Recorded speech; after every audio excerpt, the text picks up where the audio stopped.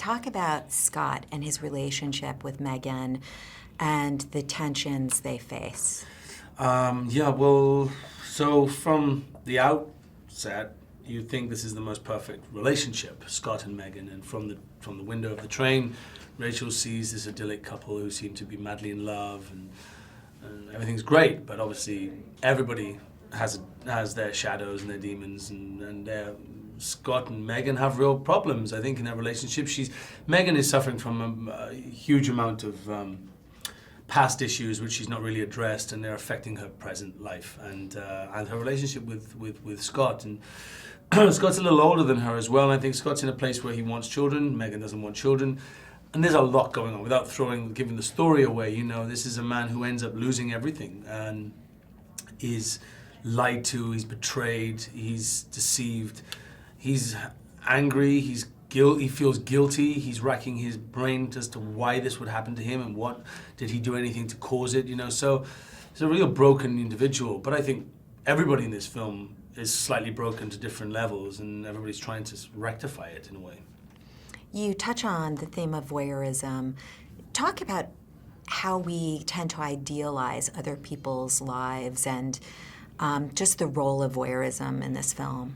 Well, the role of voyeurism in life. I mean, we live in a very voyeuristic society nowadays with, you know, social media and how, you know, you can portray yourself on your Facebook page as having the most perfect life.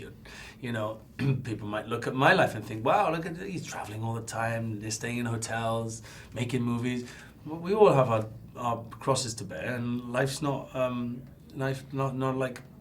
life is not all just rosy and happy, you know.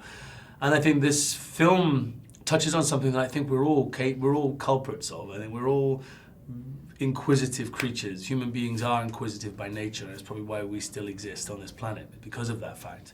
So yeah, it touches on some really interesting, very common human behavior. The film really keeps the audience guessing. Talk about the mystery and just how we're influenced by this unreliable narrator. Yeah, I mean, well, that's the magic of a good storyteller. And I think Paula Hawkins, to her credit, has created quite an unconventional story, a thriller.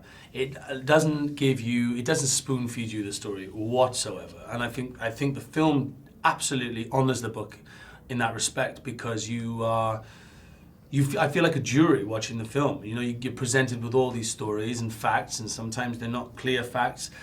As much as the girl, the protagonist, the most unlikable protagonist you'll ever see in a Hollywood movie. I mean, it's really hard to support this character when you see the mess that she's making.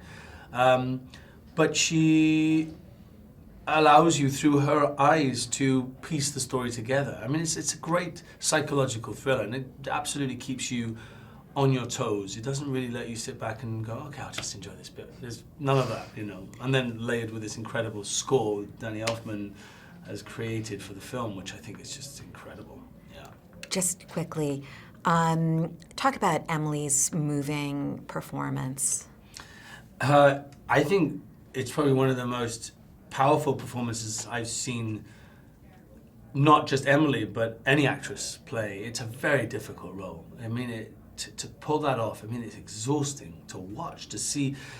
You know when you've drunk too much one night and the next day you have to get up and you have to work solidly, or you really have to focus how hard that is.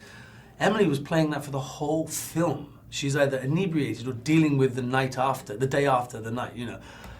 It's an extraordinary performance. I think she nails it, and playing off that was mind-blowing. I think she's incredible in this, and she should be very proud of herself.